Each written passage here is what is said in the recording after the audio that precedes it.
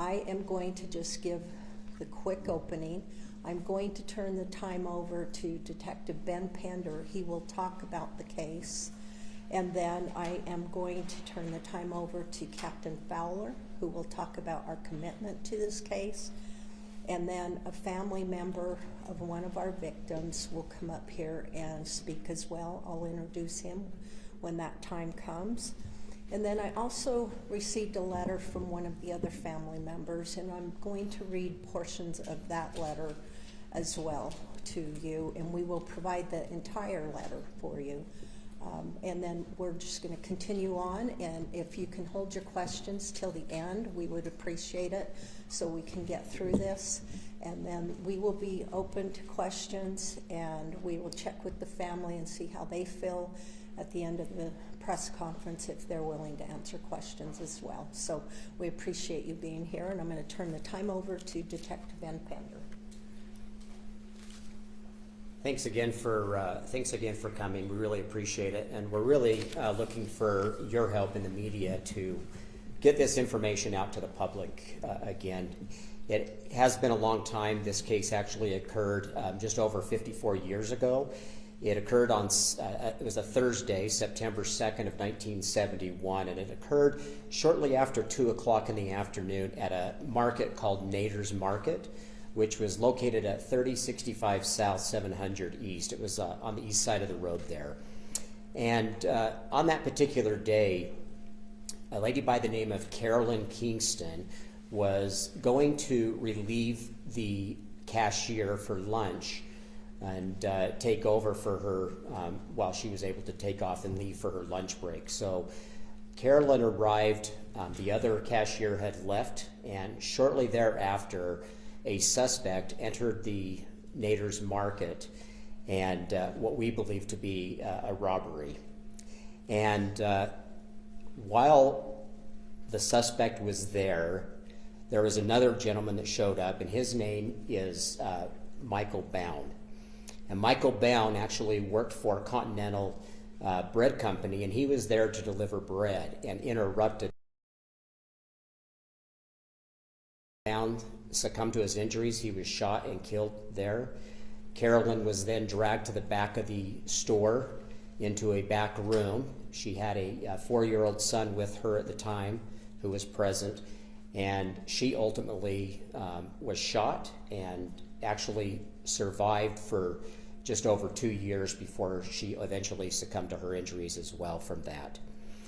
The suspect was leaving Nader's Market, and as the suspect was leaving, another bread man showed up, and his name was William Bryant. He showed up, and as he was walking in, the suspect was walking towards the door to leave, and he was ordered to the ground, and he hears what he believes to be a couple of clicks.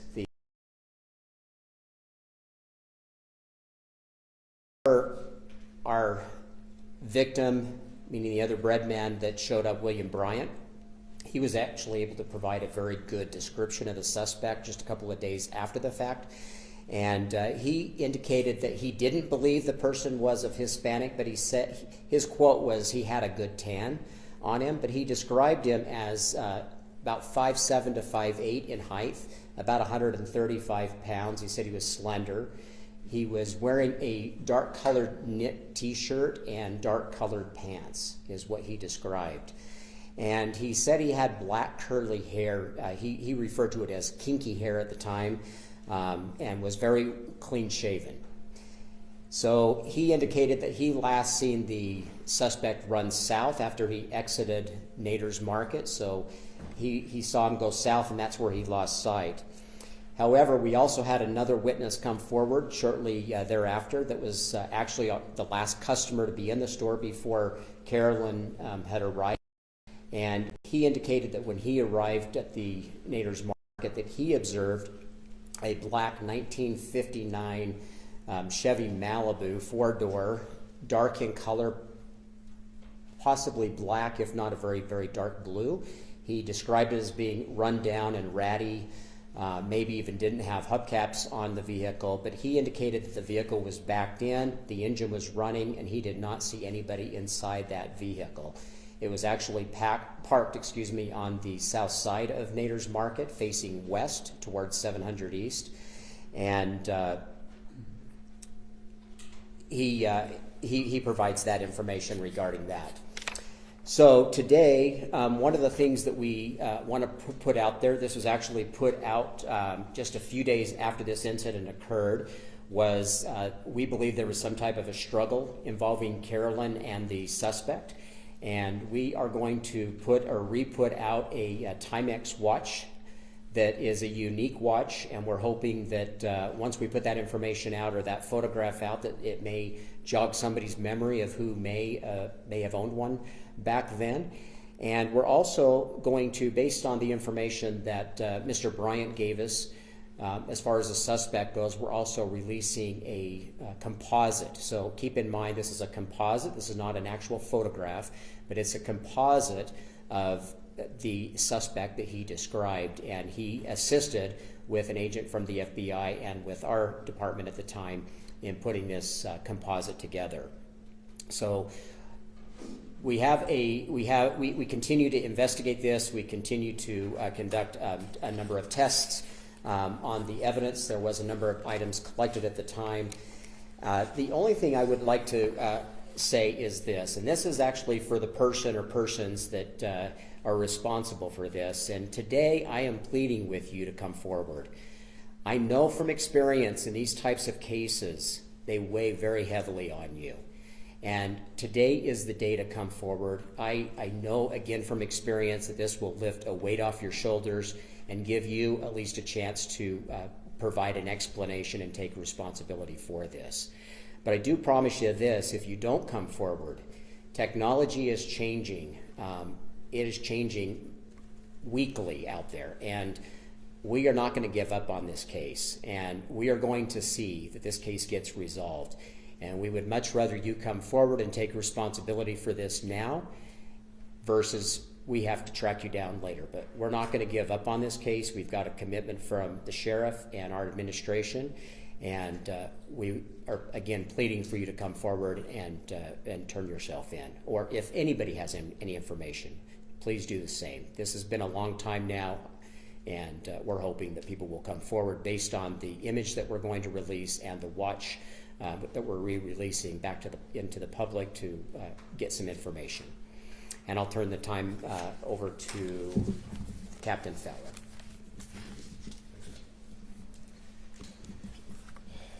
Thanks for being here today. I appreciate everybody coming, especially the family. I know how difficult this is for you. It's important the media is here. Keeping these cases in the media and highlighting them is important. We got to keep these cases and these memories alive. I'm Dustin Fowler. I'm the captain over the investigations division for the sheriff's office. As a family member and a brother to a victim who was a victim of a homicide that's been over 8 years that has not been solved, I feel your pain. What I don't understand, and I can't imagine, is going 50 years, over 50 years, and not having an answer. And it's unacceptable. I want to just reiterate to the family and to the public our commitment to solve this case. 50 years is way too long. We need to give this family justice. These families need some justice so they can have some answers. We are committed to solving this case. We will spare no resources. Like Detective Pender has said, technology is changing. It's drastically changing, and it is going to catch up to the suspect. We're hoping the suspect is out there and he hears this conference and does the right thing. I just want to ask the public and anybody that may have been there, anybody that may have any information, no matter how slight that information is, please reach out. We want to hear from you. We want to talk to you. We want to know what you know. Please look at these composite sketch and the watch that we're releasing today. If anything jogs a memory, please reach out. No matter how slight you think it is, we want to talk to you. Again, thank you to the family for being here. I just want you to know our commitment to solving this case. Thank you.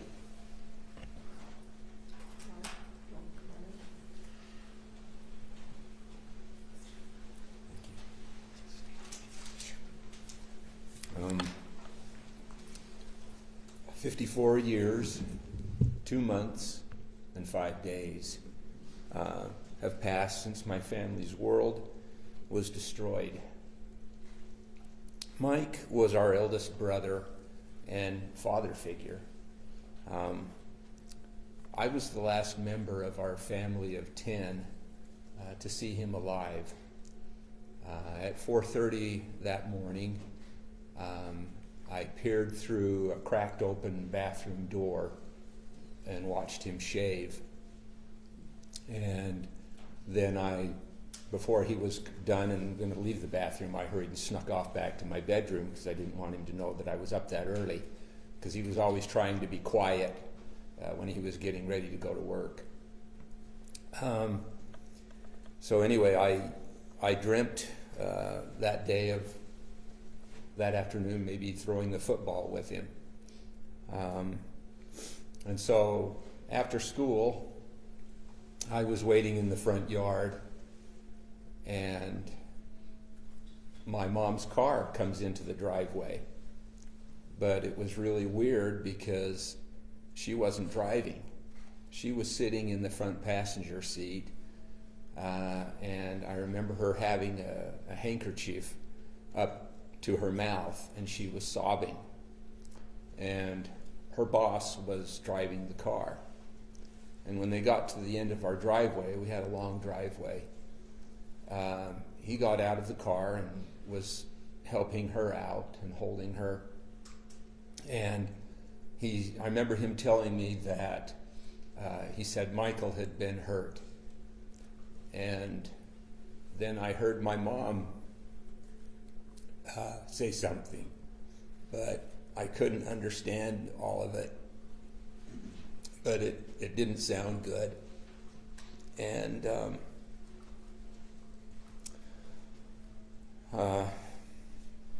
I didn't want to believe it. And so the rest of that day, the week, the month, the years after that were devastating to our family. And I have relived that day countless times over the years in my mind. And I just always kept asking myself, why him? Why Mike?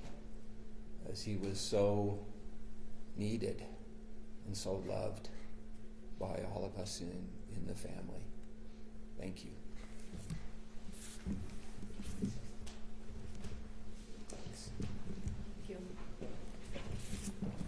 As I said before, the family of Carolyn Kingston also would like me to read this letter. I'm not going to read the whole letter, but I'm going to read portions of it, and then I'll supply the letter to the media. They wrote, "More than 5 decades have passed since a tragic robbery and double shooting shattered a young family's life and left 2 little boys without their mother. Today, the family of Carolyn Kingston is renewing their plea for information to help identify and bring to justice the man responsible for her death. Carolyn didn't die immediately. She endured multiple surgeries trying to regain her life.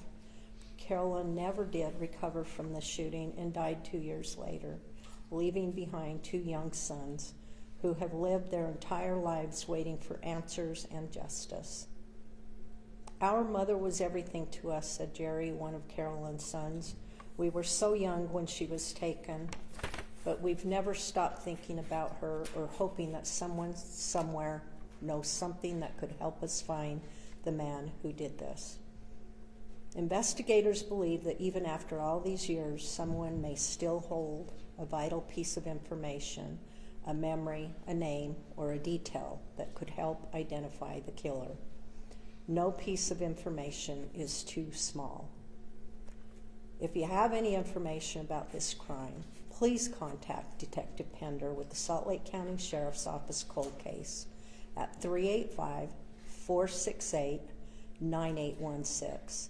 Your call could finally bring peace to a family that has been waiting for justice since 1971.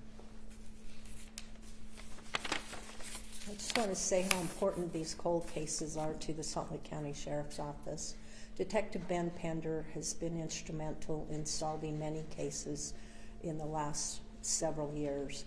Each case is important to us. We know that behind each case there is a family that is hurting and waiting for justice. We are going to continue to do the work that we do and prioritize cold cases as long as I'm sheriff. And I know these two here that stand here with me today are very committed as well. So if anybody has any information, this sketch could play a big part in your recollection. And also, if you think about the vehicle that was involved, if you knew someone who drove that type of vehicle, 50 years is a long time, but there are still people with memories, as this family has talked about today. So we want to thank the media. We're opening it up to questions now, so if you'd like to ask some questions, we will get the media the correct names of who spoke and a copy of the letter. So is there any questions that I can take or refer to one of our detectives? After all this time, you still think this is a random robbery, wrong place, wrong time? I'll let Detective Pender talk about that. And not targeted in any way, shape, or form?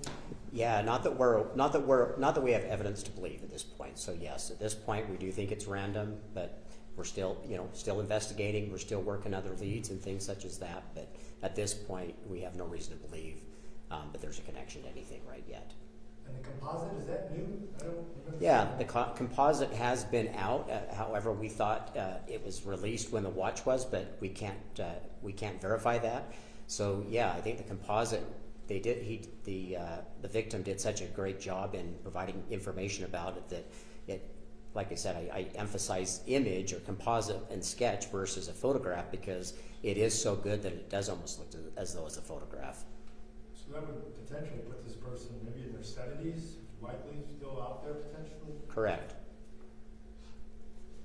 Detective Pender, with the watch, has there been any effort to do DNA or to trace a serial number on that? Yes, we have, but I won't go into what we found with that. But yes, we have really dug deep into the watch, and what we do know from Timex is that the watch was produced right around in the 1970 era at some point, and we believe it was just sold publicly. We had information that maybe it was sold exclusively places, but according to Timex, that they said that's not the case. No way to narrow it down to whether it was sold here or somewhere else? No. And just to clarify, that's the watch of potentially the suspect? Correct. Do we have a make, model, year on the weapon? Yeah, so the victim provided information about the weapon as possibly a Ruger. However, we also believe that it was a revolver as well. And other than that, we don't have much more other than that he really didn't. He indicated that the suspect did handle it with his right hand when he was holding the gun, but as far as other description, he indicated he thought it looked like some type of a Ruger. Do we know the caliber? Yeah, 22 caliber. Follow-up question on the composite. I think you mentioned something about the FBI. Was that something generated here by the sheriff's office or by that side? Yeah, so we worked closely at the time. It was Captain Pete Hayward was the investigations commander at the time, and along with a couple of detectives, they included the FBI in this and brought somebody in to put together the composite based on the victim description, the surviving victim's description of the suspect. Any other questions? Okay, thank you. We appreciate you covering this for us. The watch, got the one over here.